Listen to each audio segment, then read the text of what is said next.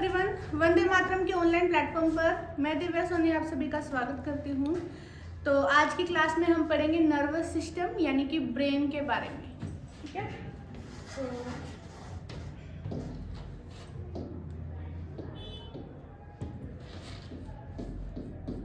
Nervous system के बारे में हम पढ़ने वाले हैं। नर्वस सिस्टम को हिंदी में कहा जाता है तंत्रिका तंत्र। तंत्रिका तंत्र, क्योंकि हम नर्वस सिस्टम के बारे में पढ़ने वाले हैं तो इसकी स्टडी को कहते क्या है बताओ? जो दिमाग के डॉक्टर होते हैं उनको क्या बोलते हैं? न्यूरोलॉजिस्ट। इसका मतलब इसकी स्टडी को हम क्या कहेंगे? न्यूरोलॉजी बोलेंगे। अभी हम क्या करने वाले हैं? न्यूरोलॉजी करने वाले हैं। ठीक है ना, न्यूरोलॉजी। और जो यहाँ इसके डॉक्टर्स होते हैं, दिमाग के डॉक्टर होते हैं, उनको न्यूरोलॉजिस्ट कहा जाता है। ठीक है ना, तो नर्वस सिस्टम के बारे में पढ़ेंगे यानी कि न्यूरोलॉजी करेंगे। अब नर्वस सिस्टम क्या होता है? हमारे शरीर के अंदर पाया जाने वाला ऐसा सिस्टम जो हमारे शरीर में होने वाले सभी कामों को क्या करता है? कंट्रोल करता है। जैसे अभी मेरे हाथ की मूवमेंट है, ये वाली मूवमेंट मेरे ब्रेन से कंट्रोल हो रही है। मैं जो बोल रही हूँ मेरे ब्रेन से कंट्रोल हो रही है। ठीक है ना, तो जो भी काम हम करते हैं वो कौन कंट्रोल करता है? Nervous system. नर्वस सिस्टम वैसे 3 टाइप का है, लेकिन आपके सिलेबस में केवल 2 टाइप का ही पढ़ाना है। तो एक तो है CNS, दूसरा है PNS। CNS को इंग्लिश में इसका फुल फॉर्म है वो क्या रहती है? सेंट्रल नर्वस सिस्टम, और हिंदी में इसे कहते हैं केंद्रीय तंत्रिका तंत्र। ठीक है, PNS की फुल फॉर्म है पेरिफेरल नर्वस सिस्टम। हिंदी में इसे क्या कहा जाता है? हिंदी में इसे कहते हैं परिधीय तंत्रिका तंत्र। परिधीय तंत्रिका तंत्र। अब इसको बारी बारी से हम पढ़ेंगे। ठीक है, तंत्र बारी बारी से पढ़ेंगे। पहले हम CNS के बारे में पढ़ेंगे, उसके बाद PNS के बारे में पढ़ेंगे। तो CNS का टॉपिक डाल देते हैं। CNS में हम 2 चीजें पढ़ते हैं, बताओ क्या क्या? एक हम पढ़ेंगे ब्रेन और दूसरा हम पढ़ेंगे स्पाइनल कॉर्ड। यानी कि हमारा दिमाग और जो हमारी स्पाइनल कॉर्ड है, जिसमें मेरुरज्जु कहा जाता है, ये क्या करती है? Spinal cord. ब्रेन यानी कि मस्तिष्क और स्पाइनल कॉर्ड यानी कि मेरुरज्जु, ये क्या करते हैं? दोनों के दोनों मिलकर सेंट्रल नर्वस सिस्टम बनाते हैं। ब्रेन को हिंदी में बोलते हैं मस्तिष्क और इसको बोलते हैं मेरुरज्जु। तो हम पहले किसके बारे में पढ़ेंगे? ब्रेन के बारे में पढ़ेंगे। ब्रेन का बताओ, हमारे शरीर में कितने ब्रेन पाए जाते हैं? 1। कहाँ पाया जाता है? बिल्कुल टॉप पे, यहाँ। ब्रेन की रक्षा करने के लिए कौन सी हड्डी होती है? ये क्वेश्चन आता है एग्जाम के अंदर। ये नहीं आता कितने होते हैं, ये आता है इसके जो सुरक्षा प्रदान करती है उस हड्डी का नाम बताओ। कौन प्रदान करती है सुरक्षा? कपाल, क्रेनियम। ठीक है, क्रेनियम नाम की हड्डी होती है जो हमारा दिमाग है उसको सुरक्षा प्रदान करती है। ये जो हिस्सा है, ये वाली क्रेनियम है, इसको कपाल बोला जाता है। कपाल। कई बच्चे इसको खोपड़ी बोलते हैं। खोपड़ी ना पूरे इस सिर को बोला जाता है, स्कल को। ये जो हिस्सा है जो ब्रेन के ऊपर ऊपर आता है, इसे कपाल कहा जाता है। तो क्रेनियम, इसको कई बार ना हिंदी में ऐसे लिखा हुआ भी मिल जाता है आपको, क्रेनियम ऐसे। कपाल नहीं मिलता, सीधा क्रेनियम भी लिखा हुआ मिल जाता है, तो दोनों याद कर लेना। क्रेनियम में हड्डी पूछी जाती है, टोटल कितनी होती है? बताओ कितनी हड्डी होती है क्रेनियम में टोटल? कई बार आता है क्वेश्चन। मस्तिष्क को सुरक्षा प्रदान करने वाली क्रेनियम कितनी हड्डियों से मिलकर बनी है? इस टाइप का क्वेश्चन आता है। तो बताओ, मैं आपको बोन्स वाला चैप्टर करवा चुकी हूँ, बोलो। 8 हड्डियाँ, 8 हड्डियों से मिलकर बनी है। इनके बीच में जो ज्वाइंट है उसे फाइब्रस ज्वाइंट कहते हैं। आप इमूवेबल ज्वाइंट भी बोल सकते हो, सूचर्स भी बोल सकते हो। ज्वाइंट वाले टॉपिक में मैं करवा चुकी हूँ। ठीक है ना, इसके बाद जो हमारा दिमाग है उसका काम क्या होता है? वो थॉट्स जो विचार होते हैं ना हमारे, कुछ भी हम सोचते हैं, अगर हमें कुछ याद करना हो तो उसको पढ़ के हम मन मन में ऐसे सोचते हैं ना, याद करते हो उस चीज़ को, तो वो क्या चीज़ होती है बताओ? थॉट्स, विचार। तो कितने विचार एक दिन में हमारे मस्तिष्क में आते हैं? 7000 विचार। एक दिन में 7000 थॉट्स हमारे दिमाग में आते हैं।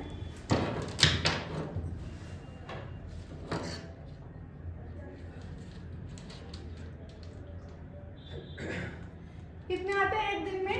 एक दिन में 7000 विचार हमारे मस्तिष्क में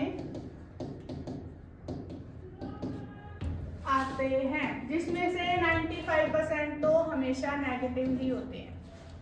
95% नेगेटिव विचार ही आते हैं, ठीक है ना। कोई कोई है जो अपने योगा मेडिटेशन करके अपने विचारों को पॉजिटिव कर लेता है, अदरवाइज नेगेटिव विचार ही आते हैं। नेगेटिव विचार समझा चुकी हूँ आपको कैसे होता है। अगर इसका वेट पूछे तो कितना होता है बताओ? 1300 से 1400 ग्राम ये रेंज है। एवरेज पूछे तो हम कहेंगे 1350 ग्राम, ठीक है। एवरेज है 1350 ग्राम। और अगर रेंज पूछे तो जरूरी नहीं सब में 1350, किसी में 1310 ग्राम, किसी में 1312 ग्राम, किसी में 1324 ग्राम, ऐसे हो सकता है। तो ये हो गया वेट। जो ब्रेन है हमारा, उसके हिस्से कितने होते हैं? पार्ट्स कितने होते हैं बताओ? ब्रेन के कितने पार्ट्स होते हैं? 3 पार्ट होते हैं। पहला कहलाता है फोर ब्रेन, दूसरा कहलाता है मिड ब्रेन, और तीसरा कहलाता है हिंड ब्रेन, ठीक है। तीसरा कहलाता है हिंड ब्रेन। इनको हिंदी में क्या बोलते हैं? इसको बोलते हैं अग्र मस्तिष्क, इसको बोलते हैं मध्य मस्तिष्क, और इसको बोलते हैं पश्चिम मस्तिष्क। अब यहां से पढ़ने वाली चीज आती है, क्या आती है? देखो, मैंने 3 हिस्से बताए ना ब्रेन के। ये ब्रेन ऐसे होता है, मान के चलते हैं आप इसको, ये किसी का सिर है, ये ऐसे ब्रेन होता है। तो यहाँ से अपने बाकी पार्ट स्टार्ट हो जाते हैं। ये सब ब्रेन है। हमें फोर ब्रेन, मिड ब्रेन और हिंड ब्रेन पढ़ाया गया है ऐसे। ये फोर ब्रेन होता है, ये मिड ब्रेन होता है, ये हिंड ब्रेन होता है, ऐसे पढ़ाया गया है। कहने का मतलब क्या है? ये ऐसे बोलते हैं कि ये फोर ब्रेन है, ये मिड ब्रेन है और ये हिंड ब्रेन, जबकि ऐसा नहीं होता। होता ऐसे, ये पूरा इतना हिस्सा फोर ब्रेन है, पूरा ऊपर का हिस्सा फोर ब्रेन है, उसके नीचे ये मिड ब्रेन है, और ये वाला नीचे वाला हिस्सा हिंड ब्रेन है। ऐसे होता है, hind brain, mid brain, fore brain. बताया ऐसे जाता है, ये फोर ब्रेन है, ये मिड ब्रेन है, ये हिंड ब्रेन है, ऐसे नहीं होता। पूरा फोर ब्रेन, उसके नीचे मिड ब्रेन, उसके नीचे हिंड ब्रेन, ऐसे होता है, ठीक है। तो फोर ब्रेन से स्टार्टिंग करते हैं। फोर ब्रेन के कितने हिस्से होते हैं? 2। कितने हिस्से होते हैं फोर ब्रेन के? 2। हमारे सिलेबस में 2 है, ठीक है। पहला होता है सेरिब्रम, प्रमस्तिष्क बोलते हैं इसको, ठीक है। प्रमस्तिष्क, सेरिब्रम, सेरिब्रम भी बोल देते हैं कई बार, प्रमस्तिष्क ना लिख के सेरिब्रम भी लिख देते हैं ऐसे। इसका काम क्या होता है? कार्य पूछा जाता है आपसे, मेन फंक्शन ही है। मैं आपको लास्ट में क्वेश्चन बताऊंगी ना, उसमें देखना कैसे क्वेश्चन आते हैं। मेन फंक्शन ही याद करने हैं हमको। एक तो थिंकिंग, यानी कि सोचना, हम किससे करते हैं? इससे, सेरिब्रम से। दूसरा स्मरण शक्ति, यानी कि याददाश्त, रिमेंबर, याद रखना, ठीक है ना। एक ये हो गया। तो एक तो थिंकिंग यानी कि सोचना, एक स्मरण शक्ति यानी कि रिमेंबर। ये दोनों चीजें हम किससे करते हैं? फोर ब्रेन से।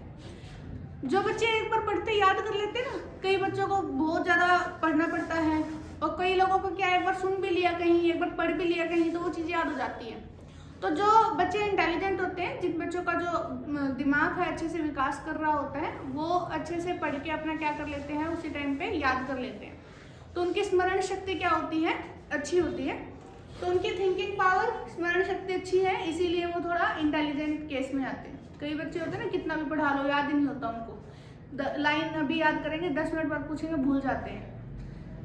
ये थिंकिंग और ये जो है स्मरण शक्ति, ये जो है कौन करता है, रिमेंबर, याद रखना, कौन करवाता है बताओ,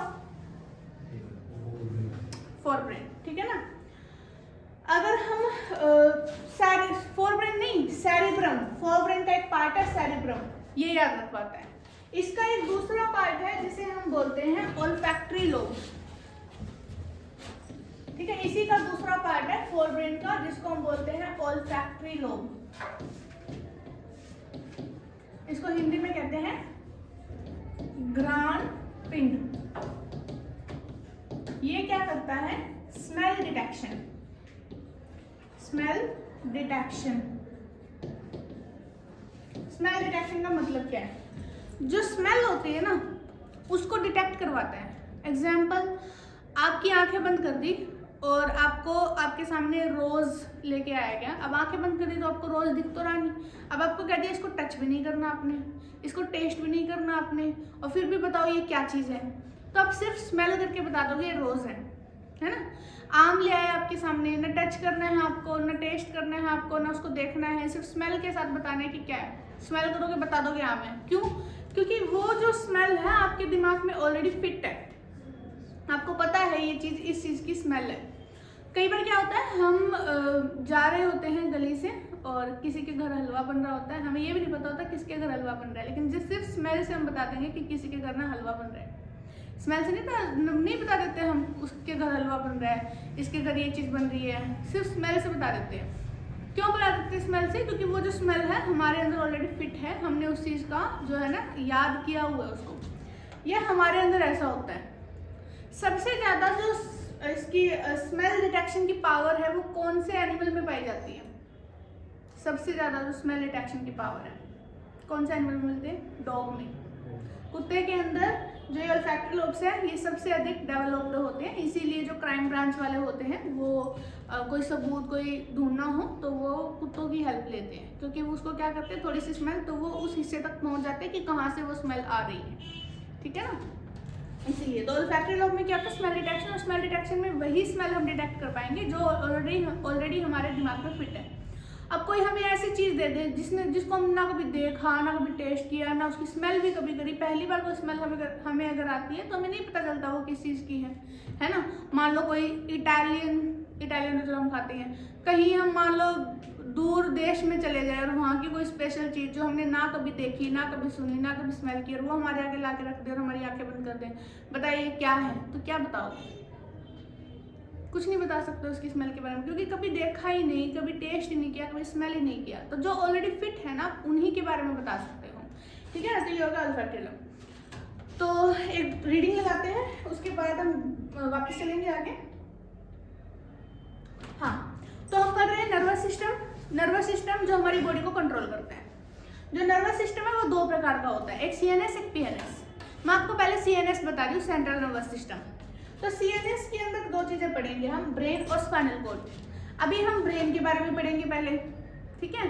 ब्रेन और स्पाइनल कॉर्ड जब पूरा हो जाएगा ना तो सीएनएस पूरा हो जाता है, उसके बाद हम पीएनएस पे चलेंगे, ठीक है ना। तो ब्रेन के जो सुरक्षा प्रदान करते हैं, एक कोई क्वेश्चन आता है कि ब्रेन को सुरक्षा प्रदान करते हैं तो वो कौन सी हड्डी होती है? क्रेनियम या फिर कपाल। कितनी हड्डियों से मिलकर बना है? 8 हड्डियों से। ये क्वेश्चन आता है हमारा। एक ये क्वेश्चन आता है कि सीएनएस में क्या क्या पाया जाता है? ब्रेन और स्पाइनल कॉर्ड पाए जाते हैं।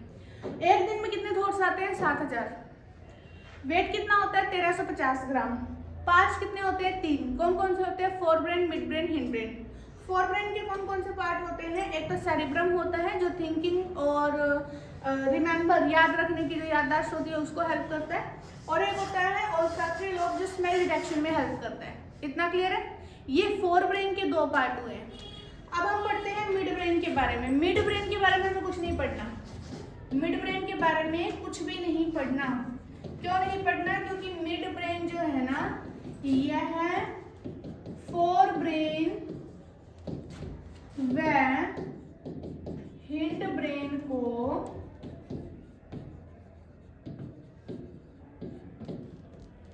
जोड़ता है। इसका काम क्या है? सिर्फ इन दोनों को जोड़ने का, फोर ब्रेन और हिंड ब्रेन को जोड़ने का काम किसका होता है? मिड ब्रेन का। इसका स्पेशल हमने कोई काम नहीं पढ़ना। अगर स्पेशल पढ़ना भी है तो हम हाइपोथैलेमस पढ़ेंगे, और हाइपोथैलेमस के बारे में मैं आपको ग्लैंड्स वाले टॉपिक में ऑलरेडी पढ़ा चुकी हूँ, तो वो यहाँ पर हम रिपीट नहीं करते। इसके बाद हम पढ़ते हैं हिंड ब्रेन। हिंड ब्रेन सबसे इंपॉर्टेंट है, मोस्ट इंपॉर्टेंट है हिंड ब्रेन, ठीक है। मोस्ट इंपॉर्टेंट क्या है? मोस्ट इंपॉर्टेंट है हिंड ब्रेन, क्योंकि इससे सबसे ज्यादा क्वेश्चन आते हैं। हिंड ब्रेन के 3 भाग, ठीक है। हिंड ब्रेन के 3 भाग, सेरिबेलम, पोन्स, मेडुला।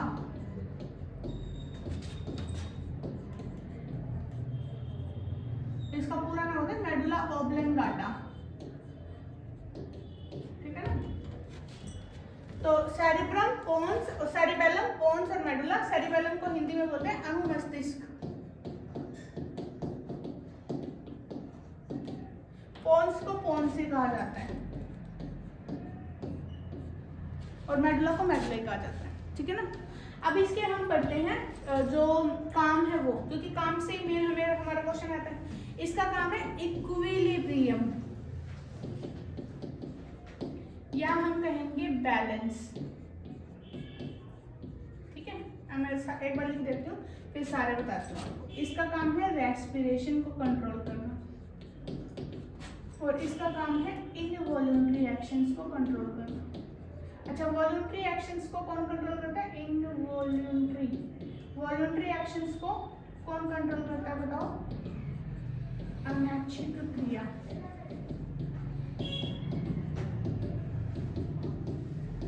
वॉल्यूंटरी को कंट्रोल करता है ये। ऐच्छिक क्रियाओं को कौन कंट्रोल करता है? सेरिब्रम। और अनैच्छिक को कौन करता है? चलना, घूमना, नाचना,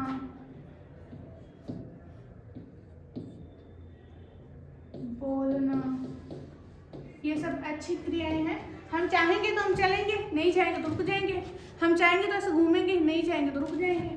हम चाहेंगे तो डांस करेंगे, नहीं चाहेंगे तो रुक जाएंगे। हम चाहेंगे तो बोलेंगे, तो भाई चुप रहेंगे। तो ये चीज़ें हम अपनी मर्जी से कंट्रोल कर सकते हैं ना, इनको बोलते हैं अच्छी क्रियाएं, यानी कि वॉलंटरी एक्शंस। कौन कंट्रोल करते हैं इनको? सेरिब्रम। अभी हम पढ़ रहे हैं कौन सा? Hind brain. हिंड ब्रेन का एक पार्ट है जिसको हम बोलते हैं सेरिबेलम। सेरिबेलम क्या करता है? इक्विलिब्रियम और बैलेंसिंग को कंट्रोल करता है। बैलेंसिंग समझते हो?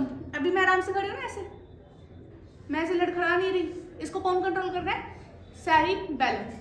छोटे बच्चे जब चलना सीखते हैं तो उठते हैं, भागने तो नहीं लग जाएंगे, पहले लड़खड़ाते हैं, कभी गिरते हैं, कभी उठते हैं, है ना, डर लगता है उन्हें चलते हुए। फिर वो धीरे धीरे बैलेंस बनाते हैं, फिर चलना सीख जाते हैं। ये कौन कंट्रोल करते हैं? कई लोग ना रस्सी पे चल सकते हैं, हम नहीं चल सकते रस्सी पे। क्यों? क्योंकि हमारे सेरिबेलम को हमने ट्रेन नहीं किया। जो लोग रस्सी पे चलते हैं वो अपने सेरिबेलम को ट्रेन कर लेते हैं उस पर चलने के लिए, तो वो ट्रेनिंग होती है सेरिबेलम की। छोटे बच्चे भी तो ट्रेन ही करते हैं अपने आप को, बार बार चलने की कोशिश करते हैं, बार बार चलने की कोशिश करते हैं, हो जाता है। गाड़ी स्कूटी चलाते हैं हम, इसी को तो करते हैं, इक्विलिब्रियम सेट करते हैं। तो उस मान लो साइकिल चला रहे हैं हम, तो उसका बैलेंस हमें एक बार में तो समझ नहीं आएगा, बार बार गिरेंगे, उठेंगे, फिर चलाएंगे, एक टाइम ऐसा आएगा साइकिल चलानी आ जाएगी। ऐसे स्कूटी का, ऐसे ही बाइक का है ना। तो वो ट्रेन करते हैं ना अपने दिमाग को उस चीज़ के लिए। तो कौन कंट्रोल होता है उसके अंदर? सेरिबेलम, ठीक है ना। जो लोग शराब पी लेते हैं ना, उनका सेरिबेलम पे इफेक्ट आता है, इसीलिए शराब पीने के बाद इंसान ढंग से चल नहीं पाता है, लड़खड़ाता हुआ, गिरता पड़ता चलता है। देखा है ना, शराब पीने के बाद इधर उधर लिटता लिटता चलता है, ऐसे सहारा ले लेके, 2 लोग उसको उठा उठा के लेके आते हैं। थोड़ी बहुत शराब में नहीं होता, जब ज़्यादा पी लेता है उस वक्त कौन इफेक्ट होता है? सेरिबेलम इफेक्ट होता है, जिसकी वजह से वो ढंग से चल नहीं पाता, ठीक है। उसके बाद है पोन्स। पोन्स है रेस्पिरेशन। रेस्पिरेशन कैसे कंट्रोल होती है? अभी मैं नॉर्मल हूँ, मेरी नॉर्मल रेस्पिरेशन है। कितनी होती है नॉर्मल रेस्पिरेशन एक इंसान की? जागते हुए इंसान की कितनी होती है नॉर्मल रेस्पिरेशन? 16 से 12 से 16 नहीं, 16 से 20, ठीक है। 12 से 16 होती है जब वो सो रहा होता है, 16 से 20 होती है जब वो जाग रहा होता है, और 28 से 30 होती है जब बच्चा सो रहा होता है, मतलब बच्चा जब होता है ना, जब वो सो रहा हो जाग रहा हो, वो जल्दी जल्दी सांस लेता है क्योंकि उनमें एक्टिवनेस ज़्यादा होती है इसलिए। तो ये मेरी नॉर्मल रेस्पिरेशन है। अगर मैं कोई हैवी एक्सरसाइज कर लूँ या मैं भाग के सीढ़ियों पे चढ़ जाऊँ या मैं भाग के कहीं जाती हूँ तो उस वक्त मेरी सांस चढ़ जाएगी ना, उस चीज़ को कौन कंट्रोल करेगा? पोन्स। अगर कोई सो रहा है, उसको कम एनर्जी की जरूरत है, वो धीरे धीरे सांस लेता है, उस चीज़ को कौन कंट्रोल करेगा? पोन्स। कब रेस्पिरेशन रेट बढ़ाना है, कब रेस्पिरेशन रेट को कम करना है, पोन्स कंट्रोल करता है उस चीज़ को, ठीक है ना। मेडुला ऑब्लिंगेटा में कौन कंट्रोल होते हैं? Involuntary actions. क्या क्या आएंगे इसके अंदर? देखो, वॉमिटिंग आएगी, उल्टी आना, वॉमिटिंग उल्टी आना, हिचकी आना, छींक आना,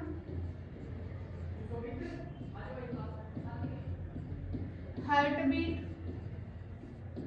बीट इनवॉल्यूंटरी है।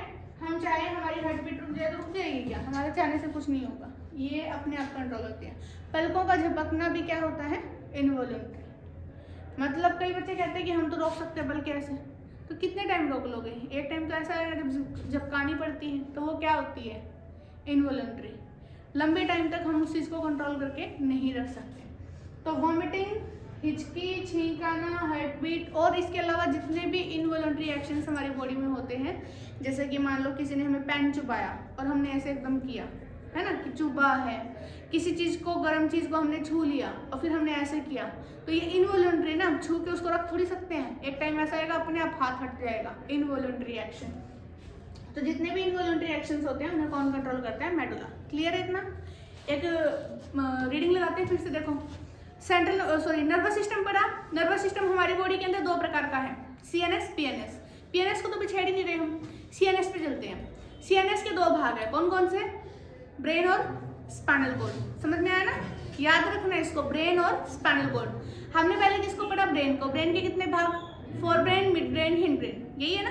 तो फोर ब्रेन जो है उसके कितने भाग? दो। कौन कौन से? सेरिब्रम और ओल्फैक्टरी लोब। मेन क्वेश्चन आता है सेरिब्रम से कि जो थिंकिंग है या स्मरण शक्ति है या फिर ऐच्छिक क्रियाएं हैं, उनको कौन कंट्रोल करता है? सेरिब्रम। ओल्फैक्टरी लोब से ज्यादा क्वेश्चन नहीं आते। स्मेल के बारे में वैसे पूछ भी ले तो ओल्फैक्टरी लोब, नाम से पता चल रहा है ओल्फैक्टरी। मिड ब्रेन से कोई क्वेश्चन नहीं आता, हिंड ब्रेन पे चलते हैं। हिंड ब्रेन में इक्विलिब्रियम और बैलेंसिंग को कौन कंट्रोल करता है? सेरिबैलम। रेस्पिरेशन को कौन कंट्रोल करता है? पोन्स। और इनवॉलंटरी एक्शंस को? मेडुला। जब मेडुला खिंच जाती है ना तार की तरह, जब मेडुला तार की तरह खिंच जाती है तो वो किस में चेंज हो जाती है? स्पाइनल कॉर्ड में। जब मेडुला तार की तरह खिंच जाती है तो स्पाइनल कॉर्ड में चेंज हो जाती है। देखो, ये ब्रेन, ये फोर ब्रेन हो गया, ये मिड ब्रेन हो गया, ये हिंड ब्रेन हो गया। हिंड ब्रेन का ये वाला हिस्सा और सेरिबेलम, ये वाला पोन्स, ये वाला मेडुला। और जब मेडुला ऐसे तार की तरह खिंच जाती है तो इसे बोलते हैं हम स्पाइनल कॉर्ड। समझ आया? इसको बोलते हैं हम स्पाइनल कॉर्ड। क्लियर है? पता चल गया स्पाइनल कॉर्ड किसे कहते हैं? ठीक है।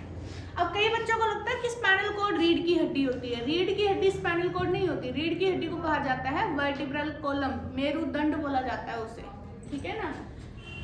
ये यहाँ पे रीढ़ की हड्डी ऐसे होती है, यूं करके, यूं। ये रीढ़ की हड्डी इसको क्या कर रही होती है? सुरक्षा प्रदान कर रही होती है। जैसे हमारे सिर को, इसको ब्रेन को कपाल प्रदान करती है ना सुरक्षा, ऐसे ही स्पाइनल कॉर्ड को कौन सुरक्षा प्रदान करता है? रीढ़ की हड्डी। जो वर्टिब्रल कॉलम हमने पढ़ा था, कितनी हड्डियां पढ़ाई थी उसके अंदर मैंने? 26 हड्डियां, 26 पढ़ाई थी ना। तो ये 26 हड्डियां इसको क्या करती हैं? सुरक्षा प्रदान कर रही होती है। क्लियर है इतना? ठीक है। अब स्पाइनल कॉर्ड जो है ये क्या करती है? जब हमारा ब्रेन काम नहीं कर पा रहा होता, कई चीजों में हम ध्यान कहीं और लगा रखे होते हैं, जैसे मान लो मेरा ध्यान मोबाइल में है, ठीक है, और कोई गलती से ना मैंने चाय रखी हुई अपने पास और गलती से मेरा हाथ उस चाय पे लग जाता है, गरम पे। ध्यान कहाँ है? ब्रेन कहाँ है मेरा? मोबाइल में। लेकिन उस वक्त काम किसने किया? स्पाइनल कॉर्ड ने। जब ब्रेन का ध्यान नहीं होता ना, उस वक्त जितने भी इनवॉलंटरी एक्शंस है वो कौन कंट्रोल करवाता है? Spinal cord. तो स्पाइनल कॉर्ड क्या करती है? इनवॉलंटरी एक्शंस को क्या करवाती है? कंट्रोल करवाती है। क्लियर है इतना? ठीक है। अच्छा, हमने सीएनएस कर लिया कंप्लीट। अब हम पीएनएस पे चल रहे हैं। पीएनएस क्या होता है? देखो, पीएनएस पेरिफेरल नर्वस सिस्टम, कुछ खास नहीं पढ़ना, 2 ही पॉइंट बताऊंगी वही याद रखिए। इसमें ना नर्व्स आती हैं, cranial nerves and spinal nerves, ठीक है। क्रेनियल नर्व्स होती हैं और क्या होती है, स्पाइनल नर्व्स। अच्छा, इसको बोलते हैं कपालीय तंत्रिकाएं, इसको बोलते हैं मेरु तंत्रिकाएं, ठीक है। नंबर पूछा जाता है बस आपसे कि नंबर क्या है। इसमें होती है 12 जोड़ी, ठीक है। इसमें होती है 31 जोड़ी। नाम याद नहीं करने, सिलेबस में नहीं है। जब आगे कोई डॉक्टर की डिग्री करता है ना, उस वक्त नाम याद करवाए जाते हैं इनके, अदरवाइज प्लस 2 में भी नहीं आते। 12 जोड़ी 31 जोड़ी, क्लियर है इतना। पूछेंगे बताइए क्रेनियम से निकलने वाली जो तंत्रिकाएं हैं उनका नंबर कितना है, 12 जोड़ी। जोड़ी इसलिए बताना है क्योंकि ये 2 प्रकार की होती है, एक ही नर्व 2 प्रकार की है। अभी हम पढ़ेंगे उसके बारे में कि एक ही नर्व 2 प्रकार की कैसे होती है। ये 31 जोड़ी, इतना क्लियर है, ठीक है। अब मैंने ये वाला हिस्सा उठाया ना, नर्व्स। अभी तक तो मैं नर्वस बोल रही थी, अभी मैंने नर्व्स बोलना स्टार्ट किया है। इसका रीजन क्या है, इसका रीजन है कि हम जब भी कुछ पढ़ते हैं ना, तो हम उसकी स्मॉलेस्ट यूनिट जरूर पढ़ते हैं। तो ब्रेन की स्मॉलेस्ट यूनिट बताइए क्या होती है। स्मॉलेस्ट यूनिट क्या है ब्रेन की? ब्रेन में पाया जाने वाला सबसे छोटा सेल कौन सा है बताओ? न्यूरॉन। कौन सा है? न्यूरॉन है। ये ब्रेन में पाया जाने वाला सबसे छोटा सेल है, लेकिन हमारे शरीर में पाया जाने वाला सबसे लंबा सेल, ये देखो हिंदी में इसे लिखते हैं तंत्रिका कोशिका। क्या बोलते हैं इसको हिंदी में? तंत्रिका कोशिका बोलते हैं। ये हमारे शरीर में व यूनिवर्स में पाया जाने वाला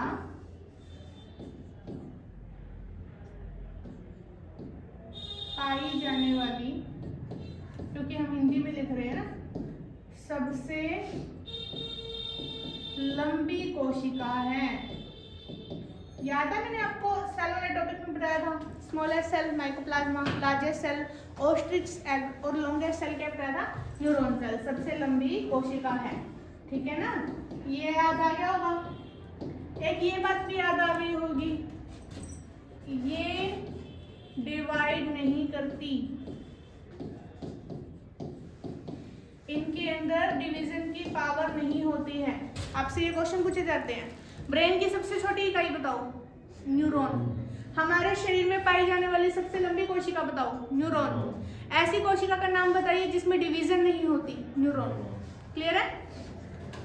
न्यूरॉन का स्ट्रक्चर पढ़ते हैं हम, दिखने में कैसी होती है, स्ट्रक्चर ऑफ न्यूरॉन। स्ट्रक्चर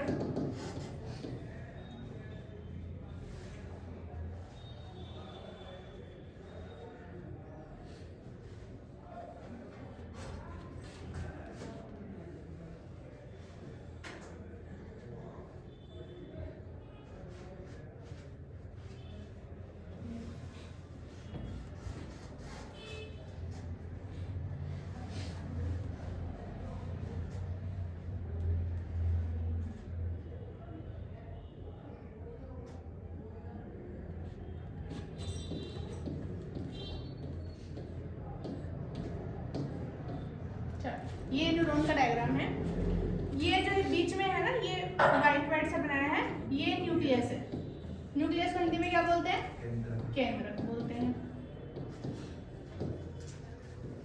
ठीक है ना। अच्छा, ये जो कंप्लीट हिस्सा है ना, ये वाला पूरा ये जो बना हुआ है, इसको बोलते हैं सेल बॉडी। क्या बोलते हैं इसको? सेल बॉडी बोलते हैं। इसको हिंदी में बोलते हैं कोशिकाएं। कोशिकाएं, ठीक है। ये जो आगे हेयर लाइक स्ट्रक्चर बनाए हुए हैं ना, ऐसे लंबे लंबे से, इनको बोलते हैं डेंड्राइट्स। क्या बोलते हैं इसको? डेंड्राइट्स बोलते हैं। इनको हिंदी में बोलते हैं द्रुमिकाएं, ठीक है। ये जो बीच में हिस्सा वाइट सा बनाया हुआ है ना, ये वाला हिस्सा जो ये वाला है, इसको बोलते हैं एक्सोन। हिंदी में इसको बोलते हैं तंत्रिकाक्ष। ये जो ऊपर ये ऐसे टेढ़ी मेढ़ी बना रखी है इसको बोलते हैं माइलिन शीथ। माइलिन की परत, ठीक है ना, ऐसे बोलते हैं, माइलिन शीथ बोलते हैं इसको। ये जो लास्ट में है इसको बोलते हैं, हिंदी में इंग्लिश में बोलते हैं साइनेप्टिक नोब, और हिंदी में बोलते हैं इसको अंतिम छोर।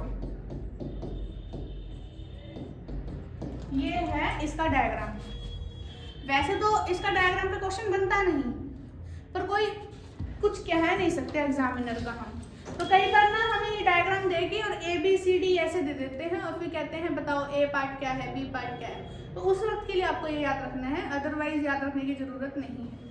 कई बार एग्जाम में ना डायग्राम रिलेटेड क्वेश्चन आ जाता है। डायग्राम हमें बना हुआ देंगे, बनाना नहीं है हमें सिर्फ ये पॉइंट, ये A दे दिया इधर, मान लो ये B दे दिया, पूछेंगे बताओ A क्या है, B क्या है, फिर ऑप्शंस होंगे A ये है, B ये है, फिर करेक्ट ऑप्शन उसमें हमने ढूंढना होता है, ठीक है ना। तो इस टाइप का क्वेश्चन मिल सकता है।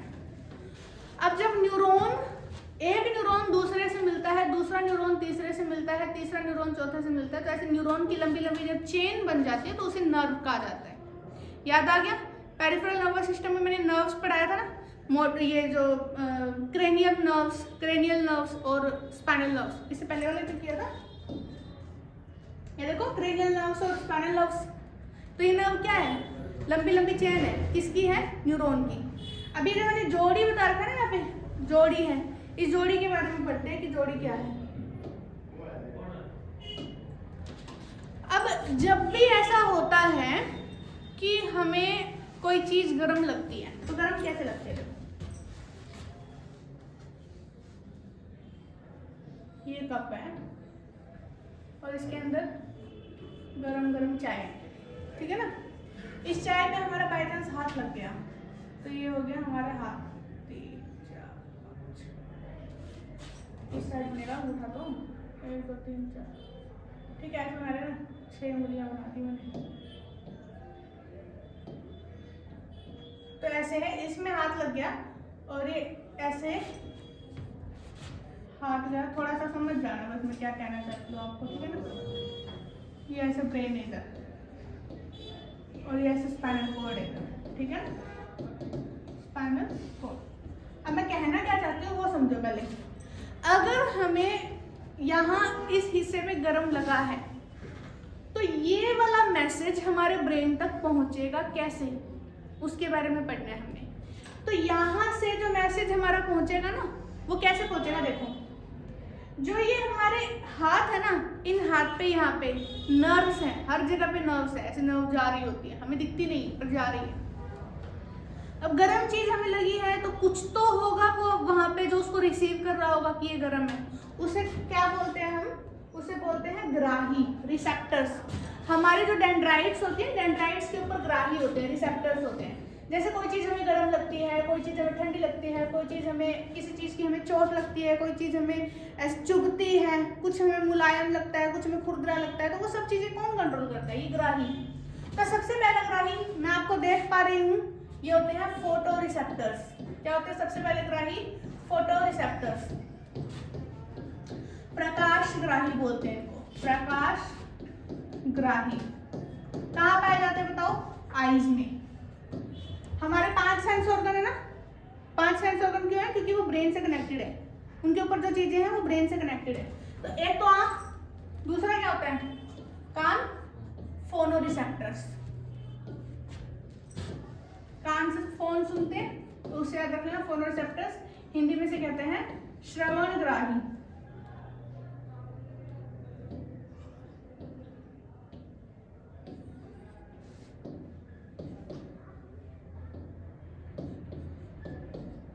श्रवण ग्राही कहाँ पाए जाते हैं, ईयर्स में, आंख, कान, नाक। नाक में होते हैं ओल्फैक्टरी रिसेप्टर्स।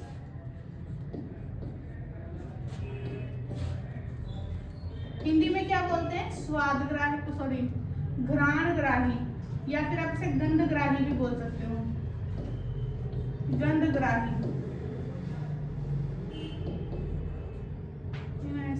गंधग्राही कहाँ होता है? नाक में। क्या बची? जीभ। जीभ पे कौन सा होता है बताओ? Gustatory receptor.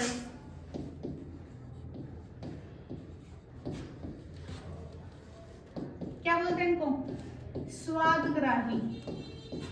टेस्ट रिसेप्टर्स भी क्या देते हैं इनको? कहाँ पाया जाता है? टंग पे, जीभ पे। अच्छा, हमारी स्किन पे दो प्रकार के रिसेप्टर होते हैं, ठीक है?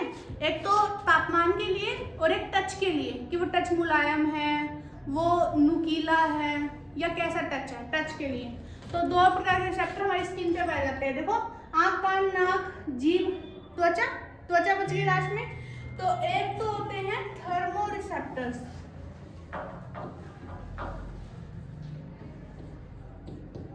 और दूसरे होते हैं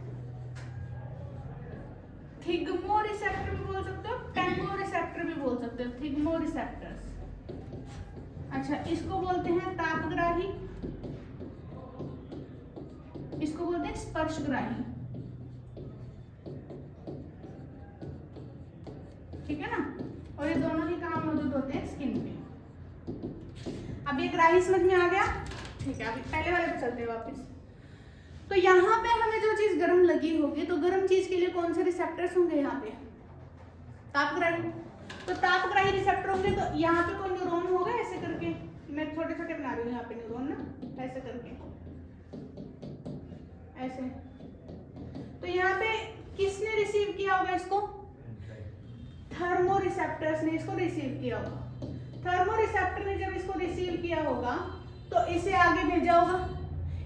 दो न्यूरॉन के बीच की जो जगह है ना, बीच का जो स्पेस है, उसका नाम होता है सिनेप्स। आपसे पूछा जाता है सिनेप्स, पूछते हैं दो न्यूरॉन के बीच का जो स्थान होता है उसे क्या कहते हैं? सिनेप्स कहते हैं। यहाँ से यहाँ, यहाँ से यहाँ, यहाँ से यहाँ करते करते करते करते ब्रेन तक पहुँचता है। तो कौन लेके जा रहे हैं इसको? Sensory nerves. कौन लेके जा रहे हैं इनको? सेंसरी नर्व्स लेकर जा रही है, सेंसरी नर्व्स। ये है नर्व का एक टाइप। ब्रेन तक पहुंचा, ब्रेन ने बोला ये हमारे लिए खतरनाक है, जो चीज गर्म है ना, खतरनाक है, अब यहाँ से हाथ हटा लो। तो वापस कौन लेकर आएगा? यहाँ तक मोटर नर्व। तो एक ही नर्व के दो प्रकार हो गए ना, एक सेंसरी, एक मोटर। अब याद है मैंने आपको क्रेनियल नर्व्स में 12 जोड़ी बताई थी। तो 12 जोड़ी में अगर हम एक जोड़ी उठाए तो एक जोड़ी में एक सेंसरी होगी, उसी चीज के लिए मोटर होगी। समझ गए? मतलब हाथ पे अगर हमारे चोट लगी है तो उसके दर्द का अनुभव पहले ब्रेन तक कौन पहुंचाएगा? सेंसरी। फिर वापस कौन लेकर आएगा? मोटर। तो वो एक जो जोड़ी बताई है उस जोड़ी में ये दोनों होती है, सेंसरी और मोटर। अब सेंसरी और मोटर को कोई तो कनेक्ट कर रहा होगा यहाँ पे, उसको बोलते हैं रिले न्यूरॉन। रिले न्यूरॉन, ठीक है ना? उसको क्या बोलते हैं? रिले न्यूरॉन बोलते हैं। अब एक बार रिपीट कर रही हूँ मैं यही वाला टॉपिक। ये जो पूरा प्रोसेस है इसे कहते हैं क्या? पहले ये बताओ। इसे बोलते हैं रिफ्लेक्स एक्शन, ठीक है? प्रतिवर्ती क्रिया। अभी क्या था, एक बार मैं दोबारा से बताती हूँ। मान लो ये कप है और मेरा ध्यान कहीं और है, मैंने इसको बाय चांस टच कर लिया। अब टच करते ही होगा क्या? ऐसे गरम लगा, हटाया, ये क्या था? Reflex action. क्या था ये? रिफ्लेक्स एक्शन था, प्रतिवर्ती क्रिया। समझ गए? अब हम डिटेल में जाते हैं कि हुआ क्या था एग्जैक्टली, ठीक है ना? ये जो हमने पढ़ा ये प्रतिवर्ती क्रिया है। अब एग्जैक्टली हुआ था तो उसको बढ़ते हैं। जैसे ही मैंने इसको हाथ लगाया, मेरे यहाँ पे जो डेंड्राइट्स थे उन डेंड्राइट्स के ऊपर थे तापग्राही। तापग्राही ने उस टेम्परेचर को अपने अंदर क्या किया? रिसीव किया, ठीक है? फिर एक न्यूरॉन से दूसरे न्यूरॉन में पहुंचाया, फिर वो हिस्सा मेरे ब्रेन तक गया। फिर ब्रेन ने मैसेज किया कि ये गर्म है, इससे तो हाथ हटाना पड़ेगा वरना जल जाएगा हाथ। वो वापिस ना मोटर उसको लेके आए उस मैसेज को, और यहाँ पे आके ये क्रिया करवाई कि ये चीज़ गर्म है, हमारे लिए खतरनाक है, हमें इससे हाथ हटाना पड़ेगा। हमने हाथ हटाया। अब मैंने बताया देखो कितनी आराम आराम से, आपको इतना टाइम थोड़ी लगा था कि वो जा रहा है आ रहा है, हाथ लगा दिया, हटा लिया। तो सोचो कितना जल्दी होता है ये काम, कितनी स्पीड से होता है।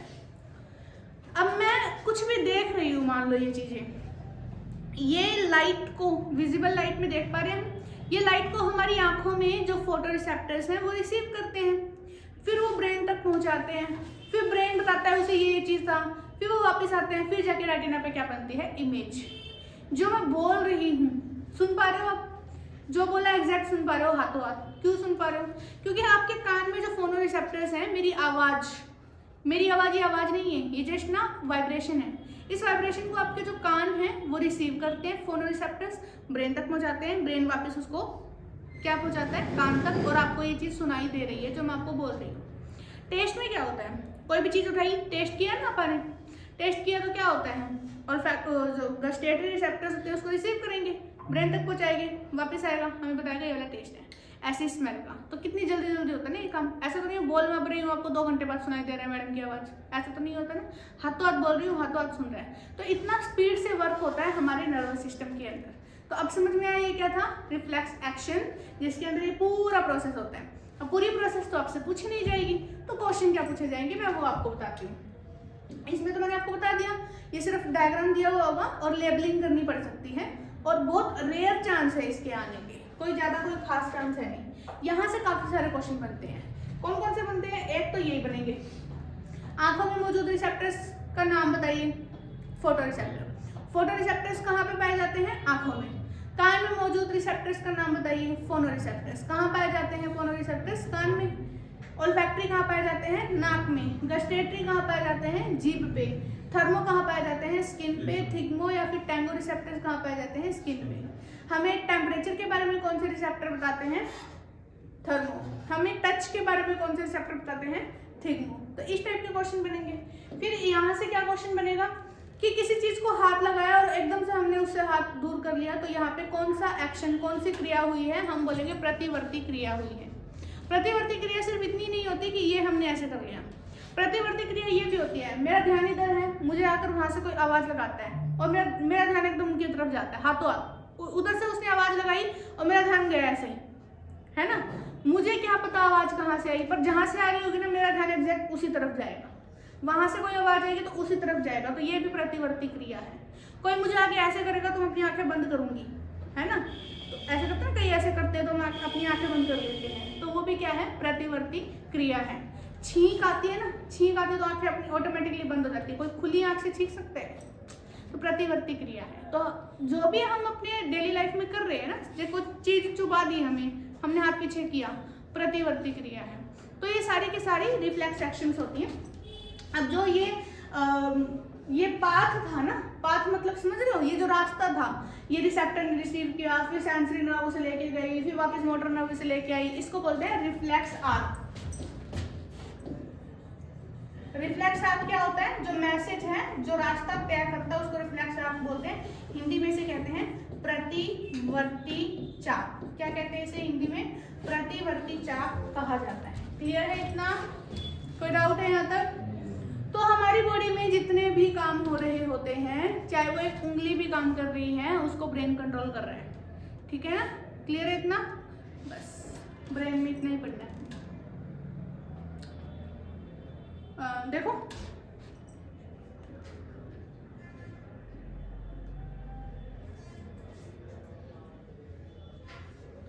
ये नर्वस सिस्टम में सीएनएस, पीएनएस। सीएनएस में मैंने आपको क्या क्या बताए हैं?